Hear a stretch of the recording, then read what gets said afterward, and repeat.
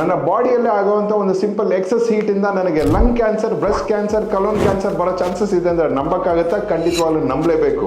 ಐದನೇದಾಗಿ ನೀವು ನೋಡ್ಬೇಕಂದ್ರೆ it can lead to cancer also.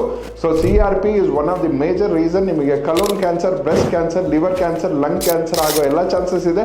ಯಾಕಂದ್ರೆ ನಿಮ್ಮ ಬಾಡಿಯಲ್ಲಿ ಪರ್ಟಿಕ್ಯುಲರ್ ಆರ್ಗನ್ಸ್ ನ ಮಾತ್ರ ಇನ್ಫ್ಲಮೇಟ್ ಮಾಡಿ ಅಲ್ಲಿ ಪರ್ಟಿಕ್ಯುಲರ್ ಇರೋಂಥ ಬ್ಲಡ್ ಸೆಲ್ಸ್ ನ ಒಂದು ಕಡೆ ಸೇರಿಸಿ ಕ್ಯಾನ್ಸರ್ ಸೆಲ್ಸ್ ಆಗಿ ಗ್ರೋತ್ ಆಗೋಕ್ಕೆ ಚಾನ್ಸಸ್ CRP ಇಂದ ಆಗುತ್ತೆ. ಆರನೇದಾಗಿ ನೀವು ನೋಡಬೇಕಾದ್ರೆ ನಿಮಗೆ ನ್ಯೂರೋ ಜನರೇಟಿವ್ ಡಿಸೀಸಸ್ ಬರೋ ಚಾನ್ಸಸ್ ಇದೆ.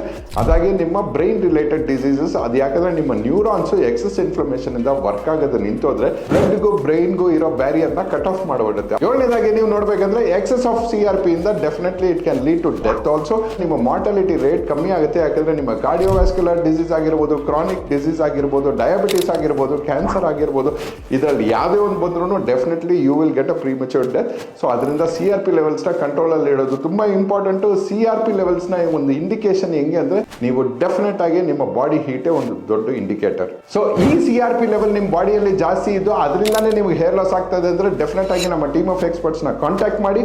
ವಿ ವಿಲ್ ಮೇಕ್ ಶ್ಯೂರ್ ನಿಮ್ಮ CRP ಕಮ್ಮಿ ಮಾಡಿ ನಿಮ್ಮ ಹೇರ್ ಗ್ರೋತ್ ಜಾಸ್ತಿ ಮಾಡೋದು ನಮ್ಮ ಜವಾಬ್ದಾರಿ. ಈ ವಿಡಿಯೋನ ನೀವು ನಿಮ್ಮ ಫ್ರೆಂಡ್ಸ್ ಅಂಡ್ ಫ್ಯಾಮಿಲಿ ಜೊತೆ ಶೇರ್ ಮಾಡಿ. ಡೆಫಿನೆಟ್ಲಿ ಅವ್ರಿಗೂ ತುಂಬಾ ಯೂಸ್ಫುಲ್ ಆಗಿರುತ್ತೆ. ಮತ್ತೆ CRP ಬಗ್ಗೆ ಎಲ್ಲ ಡೀಟೇಲ್ಸ್ ನಾನು ಕ್ಯಾಪ್ಷನ್ ಅಲ್ಲಿ ಮೆನ್ಷನ್ ಮಾಡಿದ್ದೀನಿ. Do go and C it.